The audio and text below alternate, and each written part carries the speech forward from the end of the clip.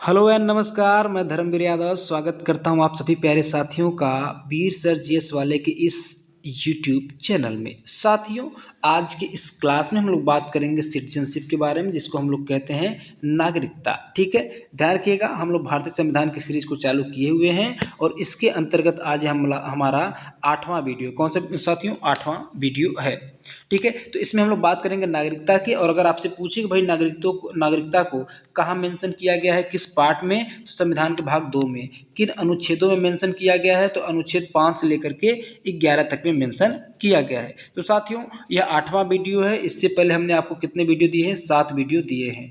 अगर आप लोगों ने उन 7 वीडियो को अभी तक नहीं देखा है तो उन 7 वीडियो के लिंक इसी वीडियो के डिस्क्रिप्शन बॉक्स में दिया गया है। आप लोग वहां से भी क्या कर सकते हैं? उन सारे वीडियोस को देख सकते हैं। साथियों, हम लोग बहुत ही क्रमबद्ध तरीके से अध्ययन कर रहे हैं, तो शुरू से लेकर के आप लगातार पूरा 8 वीडियो जितना मैंने अभी तक दिया है, सारा वीडियो अच्छे से देखिए, अच्छे से नोट्स तैयार करते हुए चलिए हमारे साथ, और एक बेहतरीन नोट्स आपका तैयार हो जाएगा और बहुत जानदार तरीके से आपको क्या हो जाएगा? याद हो जाने वाला है। अच्छा, सबसे बड़ी बात कि हर एक चैप्टर के बाद हम लोग क्या करने वाले हैं? पीवाईक्यू और साथ साथ एमसीक्यू भी करने वाले। पीवाईक्यू और एमसीक्यू, ठीक है, यानी प्रीवियस ईयर क्वेश्चंस और मल्टीपल चॉइस क्वेश्चंस को हम लोग करने वाले हैं, जो कि आपके तैयारी को धार दे देगा।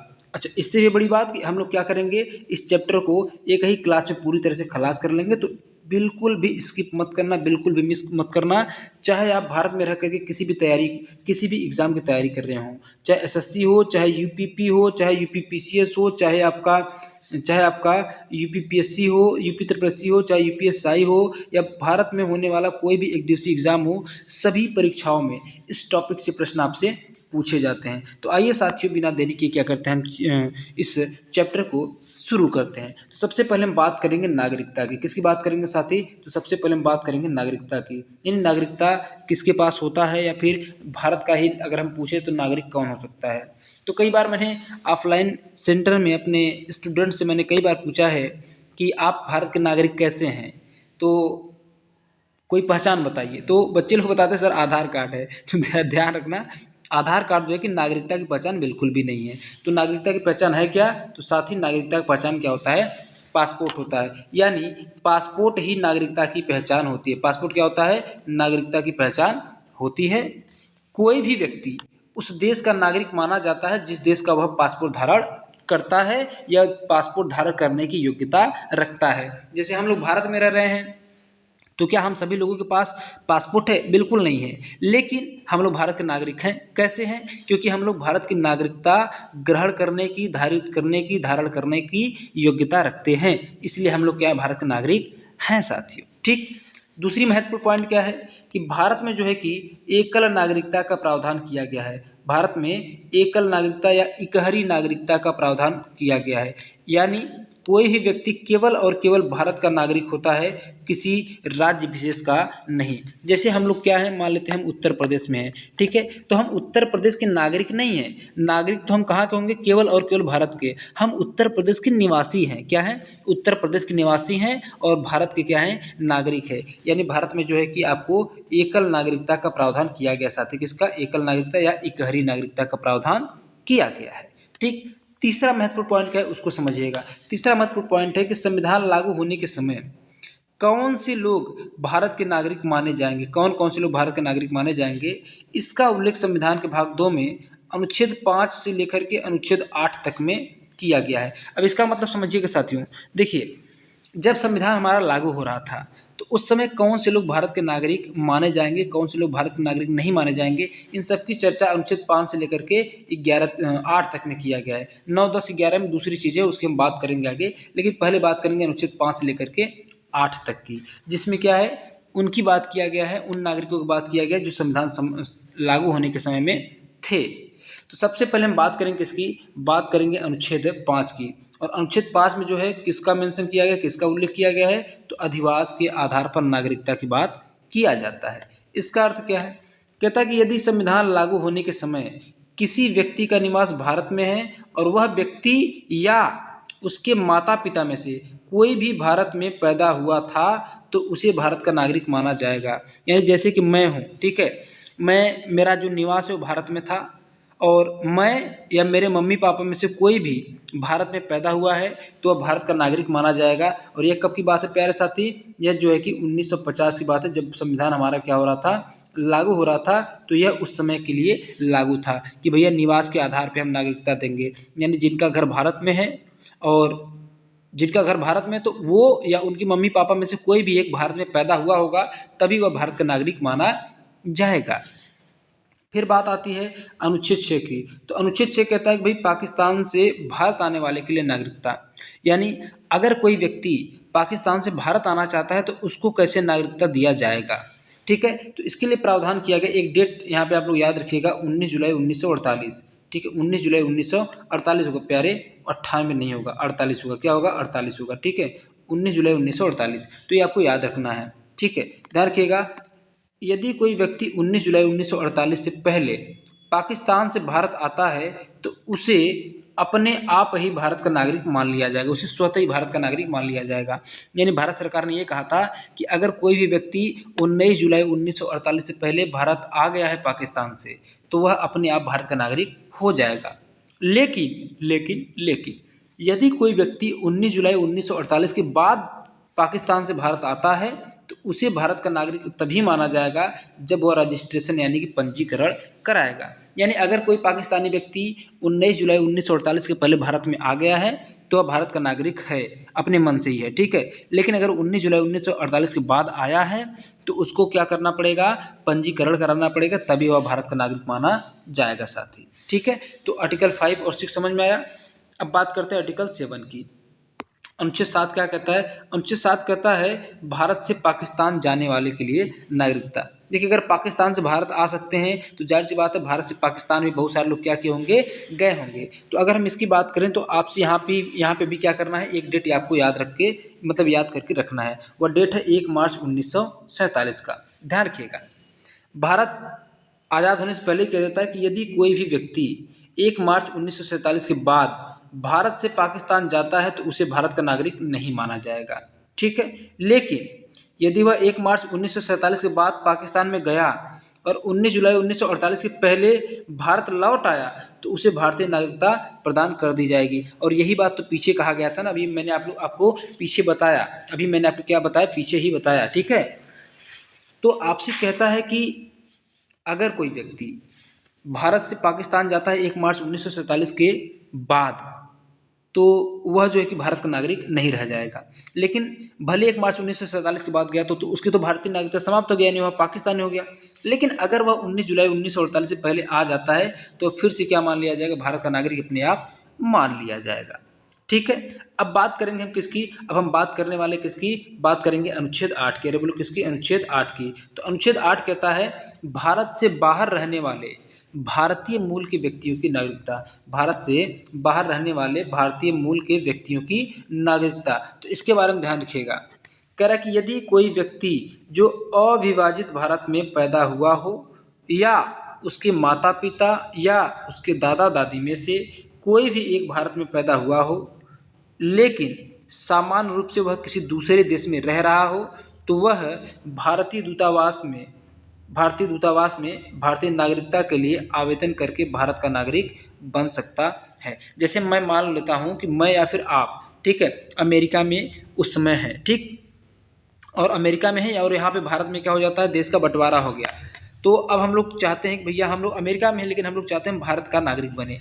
तो हम क्या करेंगे, अमेरिका में जो इंडियन एम्बेसी है वहाँ पे जा कर के पंजीकरण करवाएंगे और भारत की नागरिकता प्राप्त कर सकते हैं। ठीक है, ये उनके लिए था। ठीक है, तो अनुच्छेद 5, 6 और 7 और 8 समझ गए। और जो अनुच्छेद 5, 6, 7, 8 था वो मेनली 1950 के समय जब भारतीय संविधान लागू हो रहा था तो उनके बारे में बात किया गया था कि कौन से लोग भारत के नागरिक माने जाएंगे।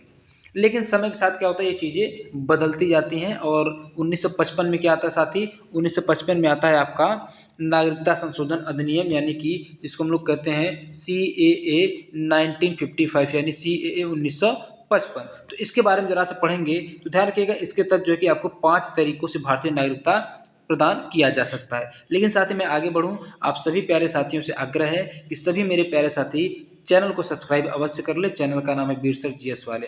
वीडियो अगर आपको अच्छा लग रहा हो प्यारे बच्चों प्यारे साथियों, तो आप लोग वीडियो क्या करिए, लाइक करिए और चैनल को सब्सक्राइब अवश्य करें साथी, ठीक है। क्योंकि आपका चैनल को सब्सक्राइब करना, लाइक करना और कमेंट करना हमें या हमारे मनोबल को बहुत ज़्यादा बढ़ा देता है और हम आपके लिए ऐसे वीडियोस लेके आते रहेंगे साथी। तो आइए बात करते हैं किसकी, नागरिकता संशोधन अधिनियम की। देखिए 1950 में या 1950 के समय में कौन कौन से लोग भारतीय नागरिकता ग्रहण कर सकते हैं, उनके बारे में चर्चा 5, 6, 7, 8 में हो गया। उसके बाद आता है नागरिकता संशोधन अधिनियम 1955, यानी जो 1950 से 1955 तक का समय था, 1950 से 1955 तक का समय था, इसको हमने देख लिया। अब 1955 के बाद कोई भी व्यक्ति भारत का नागरिक कैसे बन सकता है उसकी बात हम लोग करने जा रहे हैं साथी, ठीक है। यानी भारतीय नागरिकता संशोधन अधिनियम 1955। देखिए इसके तहत जो है कि 5 तरीकों से भारतीय नागरिकता प्राप्त किया जा सकता है। पहला जन्म से, दूसरा वंश से, तीसरा पंजीकरण से, चौथा अधिग्रहण यानी कि एक्वायर्ड एरिया, ठीक है, अधिग्रहण या फिर कह सकते हैं अर्जन के माध्यम से, और पांचवा प्राकृतिकरण यानी देशीयकरण के माध्यम से प्यारे साथी, ठीक है। किसके माध्यम से, देशीयकरण के माध्यम से। अब एक बात ध्यान देना, हम सबसे पहले किसकी बात करेंगे, जन्म से, यानी जन्म से कोई भी व्यक्ति भारतीय नागरिकता कैसे प्राप्त कर सकता है। तो कहा जाता है कि कोई भी व्यक्ति जन्म के समय या जन्म के माध्यम से भारत का नागरिक बन सकता है यदि उसके जन्म के समय उसके माता पिता दोनों के पास भारतीय नागरिकता है, या एक के पास भारतीय नागरिकता है तो दूसरा अवैध प्रवासी नहीं है। जैसे मैं मान लेता हूँ कि मैं हूँ, ठीक है, जब मेरा जन्म हो रहा है तो मैं जन्म के आधार पर भारत का नागरिक कैसे बन सकता हूँ। तो यदि मेरे जन्म के समय मेरे मम्मी पापा दोनों ही भारतीय नागरिक हैं, या एक के पास भारतीय नागरिकता है तो दूसरा अवैध प्रवासी नहीं है, ठीक है। अब देखिए ऐसा प्रावधान क्यों किया गया कि एक के पास भारतीय नागरिकता हो और तो दूसरा अवैध प्रवासी न हो। एक्चुअल में होता क्या था कि बहुत सारे बांग्लादेशी या पड़ोसी देश के लोग भारत में घुस आते थे और यहाँ पे बच्चा पैदा करते थे। अब अगर बच्चा पैदा हो गया तो बच्चा तो क्या हो गया भाई, भारत का नागरिक मान लिया गया। तो आप किसी भी बच्चे को उसके माता पिता से अलग तो नहीं कर देंगे, तो उनके माता पिता को भी क्या देना पड़ता था, नागरिकता देना पड़ता था। इसलिए जो है कि यहाँ प्रावधान ये कर दिया गया कि कोई भी व्यक्ति जन्म के माध्यम से भारत का नागरिक बन सकता है, लेकिन उसके जन्म के समय उसके माता पिता दोनों के पास भारतीय नागरिकता होनी चाहिए, या एक के पास भारतीय नागरिकता हो तो दूसरा अवैध प्रवासी नहीं हो। और ध्यान रखिएगा हम लोग जो है कि मेनली हम तो क्या है भाई, जन्म के आधार पर भारत के नागरिक हैं, क्योंकि मेरे जन्म के समय मेरे मम्मी पापा का जो मेरे मम्मी पापा जो हैं उनके पास भारतीय नागरिकता है, और आई होप आप सबके पास भी, आप सभी के माता पिता के पास भी क्या है, भारतीय नागरिकता है प्यारे साथी, ठीक है। और आप लोग भी जन्म के माध्यम से मुझे लगता है कि भारतीय नागरिकता ग्रहण किए होंगे या भारत के नागरिक होंगे। बात करेंगे दूसरा वंश के माध्यम से, ठीक है, बाय डिसेंट यानी वंश के माध्यम से। इसमें कहता है कि जो व्यक्ति किसी विदेशी देश में पैदा हुआ है और उसके जन्म के समय उसके माता पिता में से किसी के पास भी भारतीय नागरिकता है तो उसे भारत का नागरिक माना जाएगा। मैं मान लेता हूँ कि हमारे मम्मी पापा भारत के हैं लेकिन कुछ दिन विदेश में हैं, और जिस समय वे विदेश में हैं और मेरा जन्म कहाँ है, कहाँ हुआ, विदेश में ही हो गया, तो मैं अब भारत का नागरिक कैसे माना जाऊँगा। मैं भारत का नागरिक वंश के माध्यम से माना जाऊँगा, क्योंकि मेरे मम्मी पापा भारत के हैं, तो चूँकि मेरा जो मूल वंश है वो कहाँ है, भारत में ही है, तो मैं भी कहाँ का नागरिक माना जाऊँगा, भारत का नागरिक इस प्रकार से माना जाऊँगा, ठीक। तीसरी बात है, तीसरी पॉइंट है पंजीकरण के माध्यम से, यानी अब पंजीकरण यानी रजिस्ट्रेशन के माध्यम से कौन व्यक्ति भारत का नागरिक बन सकता है उसकी बात करता है। तो ध्यान दीजिएगा, कहता है कि निम्नलिखित आधार पर पंजीकरण के माध्यम से भारतीय नागरिकता प्राप्त किया जा सकता है। कौन कौन से आधार हो सकते हैं, पहला कोई भी व्यक्ति भारतीय मूल का, ठीक है, यानी भारतीय मूल का कोई भी व्यक्ति जो 7 वर्षों से भारत में रह रहा है वह नागरिकता के लिए क्या कर सकता है, पंजीकरण कर सकता है, आवेदन कर सकता है। दूसरा महत्वपूर्ण पॉइंट कह रहा है कि भारतीय मूल का कोई भी व्यक्ति जो अविभाजित भारत से बाहर किसी अन्य देश में रह रहा है वो क्या कर सकता है, पंजीकरण कर सकता है। देखिए लिखा है अविभाजित भारत, ठीक है, यानी अगर जैसे मैं हूँ, मैं अविभाजित भारत यानी भारत, बांग्लादेश और पाकिस्तान, वर्तमान का बांग्लादेश, पाकिस्तान और भारत क्या था, उस समय का भारत था, अविभाजित भारत था। तो कह रहा है कि अविभाजित भारत के बाहर किसी अन्य देश में रह रहा हूँ, या सीधी सीधी मैं बात कहूँ, अगर मैं बांग्लादेश और पाकिस्तान के अलावा किसी दूसरे देश में रह रहा हूँ तो मैं आकर के भारत में क्या करवा सकता हूँ, पंजीकरण के माध्यम से भारतीय नागरिकता ग्रहण कर सकता हूँ साथी, ठीक। तीसरा पॉइंट कहता है कि कोई भी व्यक्ति जो किसी भारतीय पुरुष या महिला से विवाह कर लेता है उस व्यक्ति को भारतीय नागरिकता दे दिया जाता है। ये तो सबसे बढ़िया आसान ऑप्शन दिख रहा है भाई, ब्याह कर लो। ठीक है, ब्याह कर लोगे तो भाई आपको क्या हो जाएगा, ऑटोमेटिकली भारत की नागरिकता मिल जाएगी। आइए बात करते हैं अगले टॉपिक पे। अगला बात है प्राकृतिकरण द्वारा या फिर देशीयकरण द्वारा भारत की नागरिकता। ठीक है, किसके माध्यम से, देशीयकरण द्वारा। तो आइए जरा से इसी को समझते हैं, प्राकृतिकरण यानी कि देशीकरण को जरा सा समझते हैं प्यारे साथियों। ध्यान रखिएगा, निम्नलिखित तरीकों से देशीकरण के माध्यम से नागरिकता प्राप्त किया जा सकता है। पहला कि आवेदन करने से पहले उसे कम से कम 12 महीने तक भारत में रहना चाहिए। यानी अगर कोई भी व्यक्ति देशीकरण के माध्यम से, देखिए नाम ही है देशीकरण या प्रकृतिकरण, यानी कि उसको क्या बना दिया जाए, पहले तो देशी बना दिया जाए। तो कह रहा है कि 12 महीने तक भारत में रहना चाहिए कोई व्यक्ति, और वह व्यक्ति जो है कि अपने मूल देश की नागरिकता त्याग देना चाहिए, और उसको 8वीं अनुसूची में उल्लिखित 22 भाषाओं में से किसी एक भाषा का बुनियादी ज्ञान होना चाहिए। अब सोचिए, अगर कोई व्यक्ति भारत में 12 महीने रहेगा तो उसको एक भाषा का बुनियादी ज्ञान नहीं हो पाएगा, जाहिर सी बात है आराम से हो जाएगा। अरे 12 महीने छोड़ो, 12 मिनट रह ले भारत में तो उसको एक भाषा याद आ जाएगा। ठीक है ना। यहीं काशी में जब हम लोग जाते हैं गंगा घाट, तो यहाँ पे बहुत सारे अंग्रेज और बहुत सारे लोग रहते हैं, तो यहाँ पे लोग गाली सिखाते हैं उनको, भाई गाली दो गाली दो, उनको क्या पता कि गाली है क्या है। ठीक है, तो मतलब मैं कुल मिला जुला के ये है कि भारत में अगर कोई व्यक्ति 12 मिनट भी रह लेगा तो भारत की एक भाषा तो सीख ही जाएगा। ठीक। अच्छा, इसके अलावा कह रहा है कि उसे लंबे समय तक भारत में रहने का इरादा होना चाहिए और उसे भारतीय संविधान के प्रति निष्ठा रखनी चाहिए। अगर इन पॉइंट्स को फुलफिल कोई व्यक्ति कर रहा है तो वह जो है कि देशीकरण के माध्यम से, यानी पूरी तरह से जब तक उसको देशी नहीं बना दिया जाएगा तब तक उसको नागरिकता नहीं दिया जाएगा। यानी कि प्राकृतिकरण या देशीकरण करके उस व्यक्ति को क्या दिया जाएगा, नागरिकता दिया जाएगा। ठीक है। अब बात करेंगे पांचवा तरीका। पांचवा तरीका है अधिग्रहण द्वारा।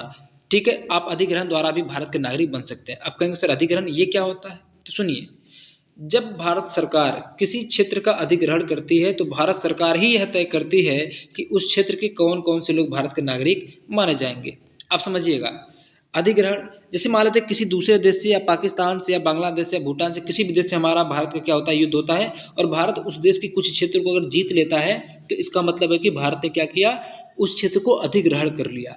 अब उस क्षेत्र को जिसको भारत ने अधिग्रहण किया है वहाँ पर जितने भी लोग होंगे वो भी तो भाई कहीं ना कहीं नागरिक माना जाएंगे, तो मेनली वो भारत के ही नागरिक माने जाएंगे अगर भारत क्या करता है, एक्वायर्ड करता है तो। ठीक है, अधिग्रहण करता है तो। हालांकि इसकी सूचना जो है सरकार क्या कर सकती है, घोषणा के माध्यम से, अधिसूचना के माध्यम से देती है। ठीक, तो यहाँ तक क्या हो गया साथी, यहाँ तक हो गया भारत की नागरिकता कैसे प्राप्त किया जा सकता है। तो मैंने बताया 5 प्रकार से आप प्राप्त कर सकते हैं, जन्म से, वंश से, पंजीकरण के माध्यम से, अर्जन के माध्यम से, और अधिग्रहण के मतलब अधिग्रहण या अर्जन के माध्यम से, और देशीकरण के माध्यम से। अब हम बात करेंगे प्यारे साथी किसकी, अब हम बात करेंगे नागरिकता के त्याग की। किसकी बात करेंगे, नागरिकता के त्याग की, यानी आपका जो नागरिकता है वह कैसे छीना जा सकता है। तो प्यारे साथी ध्यान देना, यहाँ पे ध्यान देना, नागरिकता का जो त्याग है वह कितने तरीकों से किया जा सकता है, 3 तरीकों से। पहला तो स्वेच्छा से, यानी अपने मन से आप नागरिकता त्याग दीजिए कि भाई हम भारत के नागरिक नहीं रहना चाहते। ठीक है, आप नागरिकता त्याग सकते हैं। दूसरा पॉइंट करता है कि दूसरे देश की नागरिकता स्वीकार करने पर, अगर मैं मान लेता हूँ मैंने कनाडा का, जर्मनी का या फ्रांस का या अमेरिका का नागरिकता स्वीकार कर लिया तो हमारी भारत की नागरिकता क्या हो जाएगी, ऑटोमेटिक खत्म हो जाएगी। ठीक। तीसरा तरीका क्या है नागरिकता से वंचित होने का, तो नागरिकता से वंचित कर देने पर। ठीक है, अब सर नागरिकता से वंचित होना या फिर वंचित कर देने का क्या मतलब है, तो इसका मतलब ये है कि अगर कोई व्यक्ति भारत के खिलाफ षड्यंत्र रच रहा है या भारत की खुफिया जानकारी किसी दूसरे देश को दे रहा है या आतंकवादी गतिविधि में संलिप्त है तो उसकी नागरिकता क्या कर दिया जाता है, उसको नागरिकता से वंचित कर दिया जाता है। ठीक है, तो ये 3 तरह से क्या किया जा सकता है, आपके नागरिकता को छीना जा सकता है। प्यारे साथी, क्या किया जा सकता है, आपके नागरिकता को छीना जा सकता है। एक तो स्वेच्छा से आप छोड़ सकते हैं, एक दूसरे देश की नागरिकता ग्रहण कर लेंगे तो आपकी नागरिकता वैसे ही समाप्त हो जाएगी भारत से, और तीसरा वंचित कर देने पर, यानी कि आप गतिविधि या किसी इलीगल गतिविधि में या देशद्रोह वाले मामले में, या कह लीजिए कि भारत के खिलाफ षड्यंत्र रच रहे हैं, अगर ऐसे मामले में पाए जाते हैं तो आपको नागरिकता से वंचित कर दिया जाएगा। तो ये 3 तरह थे जिसके माध्यम से आपकी नागरिकता जा भी सकती है। 5 प्रकार से आ सकती है, 3 तरह से जा सकती है। ठीक। अब हम बात करेंगे आर्टिकल 9 की, अनुच्छेद 9 की साथी। देखिए अनुच्छेद 9 क्या कहता है, बड़े अच्छे से और बड़े ध्यान से समझने की कोशिश करना प्यारे साथियों, बड़े अच्छे से बड़े ध्यान से समझने की कोशिश करना।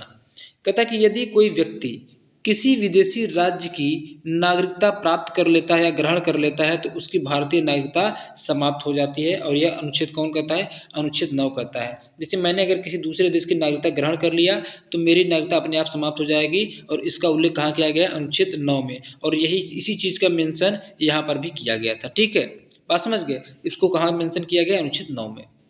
बात करेंगे अनुच्छेद 10 में कि भाई अनुच्छेद 10 में क्या है, तो प्यारे साथी अनुच्छेद 10 में क्या है, ध्यान दीजिएगा।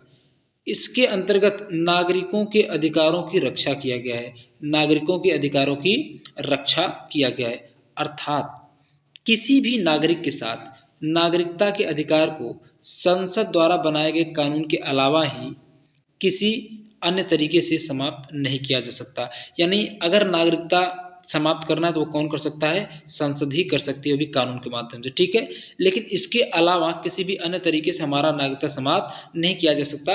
यानी अगर आपसे पूछे नागरिकता को संरक्षण किस अनुच्छेद में दिया गया है, तो अनुच्छेद 10 में दिया गया है। ठीक है, किसमें? अनुच्छेद 10 में दिया गया है। अब बात करेंगे अगर आप अनुच्छेद 11 के साथ ही, किसकी बात करेंगे? अनुच्छेद 11 की यदि आप बात करेंगे हमसे, तो 11 में आइए बात करते हैं और समझते हैं। देखिए अनुच्छेद 11 कहता है नागरिकता के संबंध में प्रावधान या संशोधन करने की शक्ति किसको दिया गया है? संसद को दिया गया है। अरे बोलो किसको दिया गया? संसद को। यानी जो आपका पार्लियामेंट है, यह आपका जो संसद है, यही क्या कर सकता है? यही नागरिकता में संशोधन कर सकता है। अरे छोड़ो, सुनो, नागरिकता छोड़ो, संविधान के हर एक भाग में संशोधन कौन करता है? संसद ही करता है। ठीक है, बात समझ गए? तो नागरिकता के संबंध में भी प्रावधान करने या संशोधन करने की शक्ति किसके पास होगी? तो जाहिर सी बात है भाई, किसके पास? संसद के पास होगा। तो आइए अनुच्छेद 9, 10 और 11 भी आप समझे होंगे। ध्यान रखिएगा आप सारे के सारे लोग। ये जो आपका चैप्टर है, ठीक है, यह जो आपका चैप्टर है, इस चैप्टर हमने जो है कि क्या क्या पढ़ा? इस चैप्टर में अनुच्छेद 5, 6, 7, 8, 9, 10 और 11, यानी इतने अनुच्छेदों के बारे में हमने क्या किया? अच्छे से डिस्कस किया, अच्छे से जाना मेरे प्यारे साथियों। ठीक है, अब इतनी चीज़ों को अच्छे जान लिया है तो वीडियो मुझे लगता है कि आपको अच्छे समझ में आया होगा। अगर अच्छे समझ में आया तो प्यारे साथियों आप सभी को बहुत बहुत धन्यवाद। आप लोग पूरा वीडियो देखें, इसके लिए तहे दिल से शुक्रिया। और हाँ, आप सभी लोगों से आग्रह है कि सब लोग वीडियो को लाइक ज़रूर करिएगा, एक पॉजिटिव कमेंट जरूर करिएगा कि वीडियो को कैसा लगा है, और साथ साथ चैनल को सब्सक्राइब अवश्य करना मेरे प्यारे साथियों। ठीक है, जी हाँ, तो ठीक है, मिलते हैं आप लोगों से अगली क्लास में। आज के लिए बस इतना ही, तब तक के लिए बहुत बहुत धन्यवाद साथियों।